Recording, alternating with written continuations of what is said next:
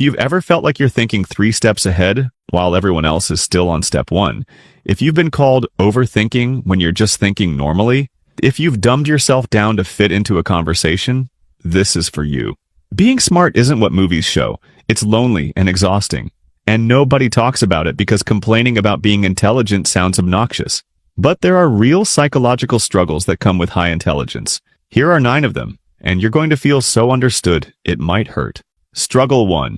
You're bored by everything. Psychologically, intelligent people need complex problems to feel engaged, but most of life is repetitive and designed for average. So, you're bored while everyone else seems content. And you can't complain without sounding insufferable. Struggle 2. Conversations feel like work. This is code switching, and intelligent people do it constantly. It's exhausting, plus small talk is torture. How's the weather? Who cares? But you can't skip it without seeming rude, so you perform the dance while internally screaming. Struggle 3. You overanalyze everything. Your brain has no off switch. Someone says something casual and you're analyzing tone, subtext, implications, and 17 possible meanings. This is high cognitive processing. You take in more information and process it deeper. Great until you're awake at 2 in the morning, replaying a conversation from 6 years ago. Struggle 4. You're always the problem solver.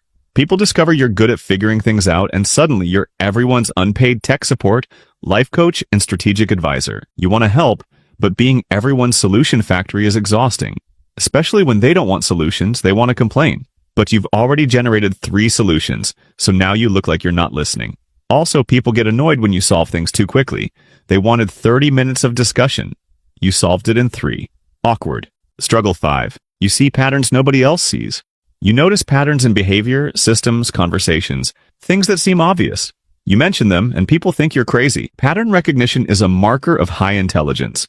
But when you're the only one seeing it, you sound like a conspiracy theorist, so you keep quiet and watch things unfold exactly like you predicted. Even more isolating. Struggle 6. You're paralyzed by possibilities. You see too many options. Most people see a few choices and pick one. You see 17 paths, analyze pros and cons of each, consider second and third order effects, and get stuck, because every option has trade-offs. You can see every angle, which sounds great, except you can never make a simple decision without a philosophical crisis. Fun part? Watching less intelligent people make quick decisions, succeed, and get praised for being decisive. Struggle 7. You're lonely in a crowded room. Intelligent people struggle to find peers, not because others are stupid, but because the wavelength is different. Finding someone on your frequency is rare. When you do, it's like finally breathing after being underwater. But those people are rare. So mostly you're surrounded by people while feeling completely alone. Struggle 8. Success feels empty. You achieve something that should feel good, but because it came easily, it doesn't feel like an accomplishment. Just the obvious thing. You're chasing a challenge that actually challenges you. And most success just feels like showing up. Struggle 9. You question everything, including yourself. Your intelligence makes you aware of how much you don't know, which means you're constantly doubting yourself. Less intelligent people have confidence because they don't see complexity. They think they understand, so they're certain. You see all the nuance, all the unknowns. So you're never certain. You're adding but also and it depends to everything. Accurate but exhausting. People mistake this for weakness when really it's intellectual honesty. Being intelligent has advantages. Problem solving, learning quickly, seeing connections, valuable skills. But the struggles are real. The boredom, loneliness, exhaustion of constantly translating yourself. All real. If you related to these, you're not alone. Not broken, not overthinking. You're operating at a different level.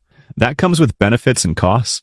The key is finding people who get it, challenges that engage you, and being okay with feeling different. If this made you feel understood, hit like and subscribe for more psychology that gets it. Thanks for watching. Now go find your frequency.